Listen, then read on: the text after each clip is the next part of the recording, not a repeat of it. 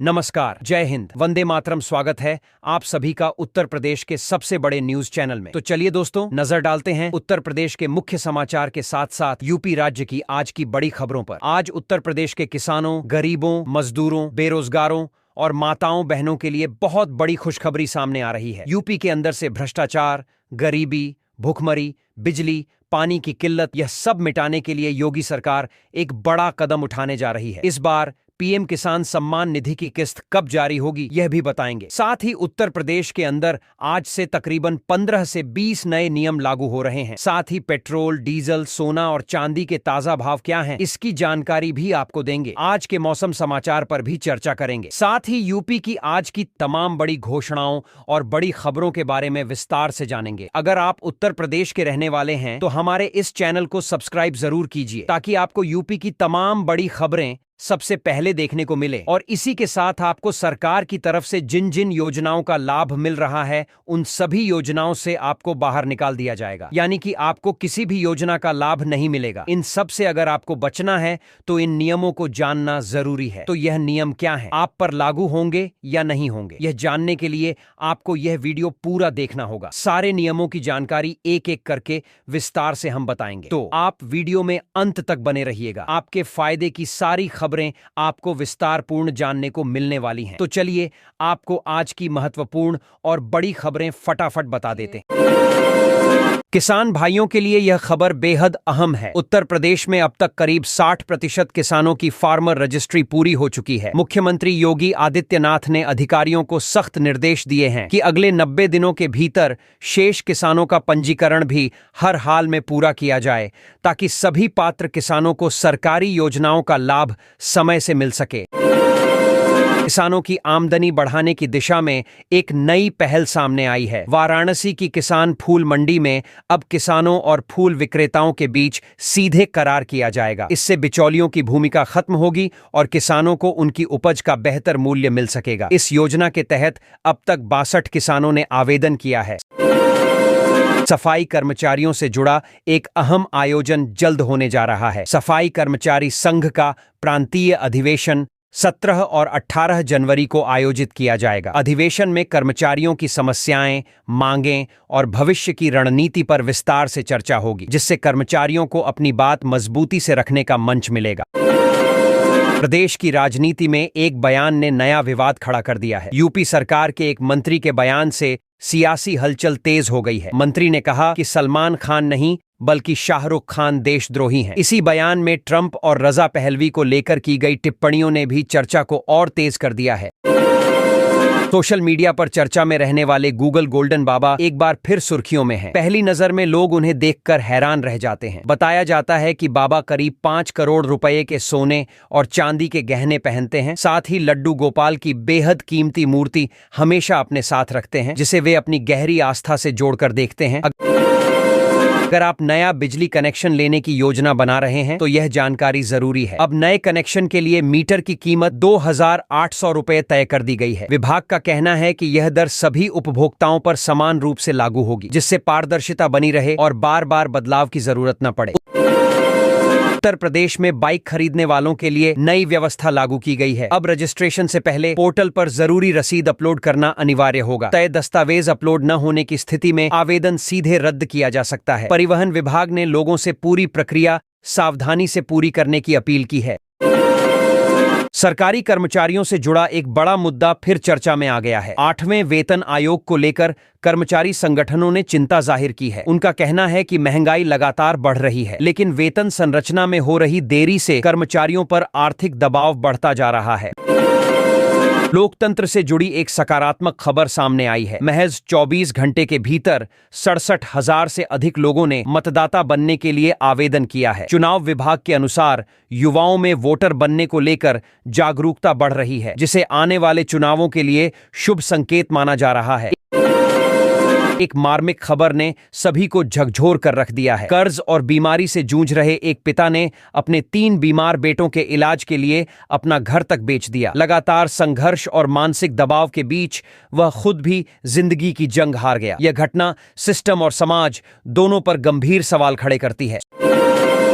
स्वास्थ्य विभाग की तैयारियों को लेकर एक अहम जानकारी सामने आई है। योगी सरकार फरवरी महीने से 100 दिवसीय विशेष सघन टीबी रोगी खोज अभियान शुरू करने जा रही है। अभियान के तहत घर घर जाकर जांच की जाएगी। संदिग्ध मरीजों की पहचान कर समय पर इलाज उपलब्ध कराया जाएगा ताकि टीबी पर प्रभावी नियंत्रण किया जा सके।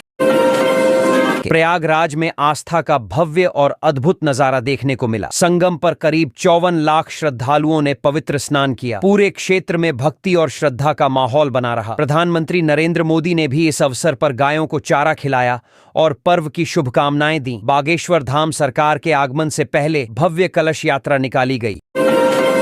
कलश यात्रा में भारी संख्या में श्रद्धालु शामिल हुए। ढोल नगाड़ों, भजन कीर्तन और जयकारों से पूरा इलाका गूंज उठा। श्रद्धालुओं ने पूरे उत्साह और श्रद्धा के साथ यात्रा में भाग लेकर अपनी आस्था का प्रदर्शन किया।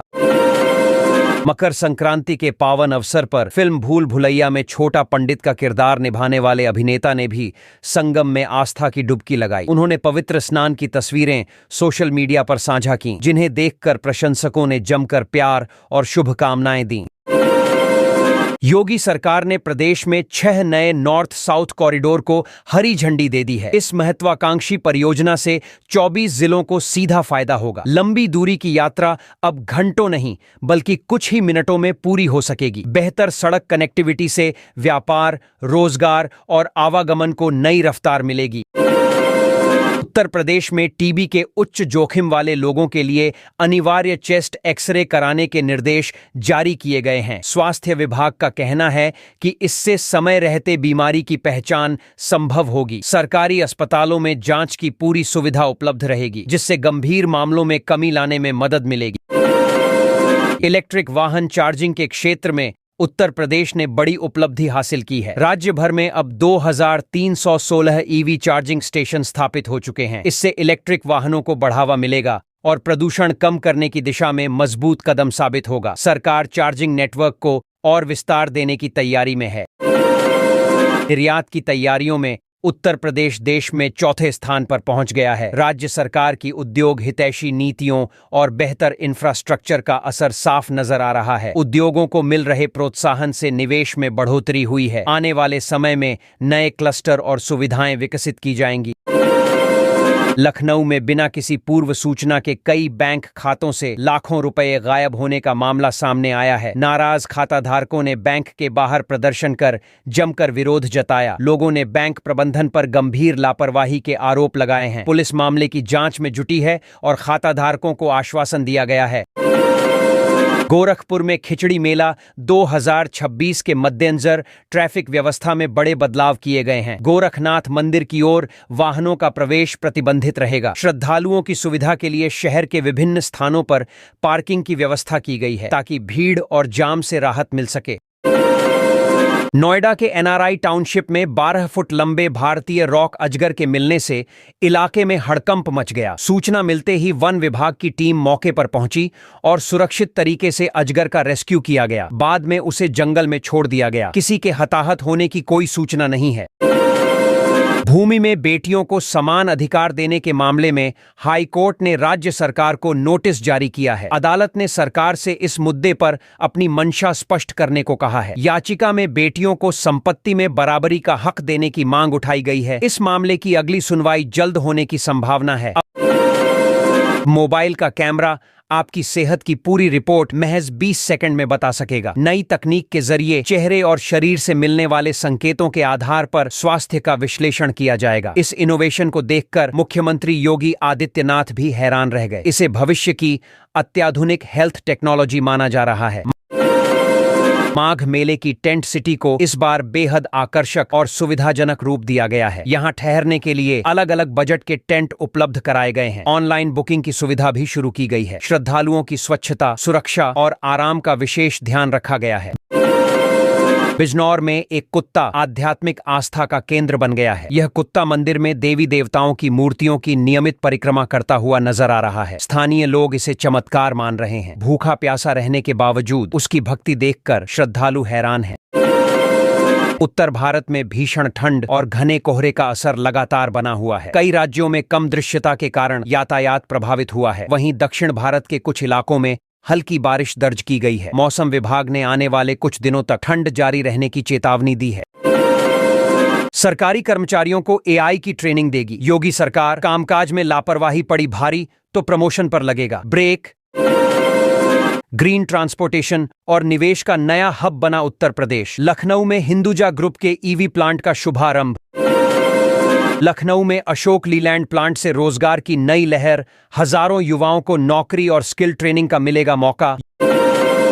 यूपी कैडर के तेज तर्रार इंजीनियर आईएएस पर हाई कोर्ट सख्त। कानून से ऊपर खुद को न समझने की दी चेतावनी। ट्रांसफर के बाद भी फैसला सुनाना अनिवार्य। उत्तराधिकारी जज दोबारा सुनवाई का आदेश नहीं दे सकता। दिल्ली हाई कोर्ट की अहम टिप्पणी।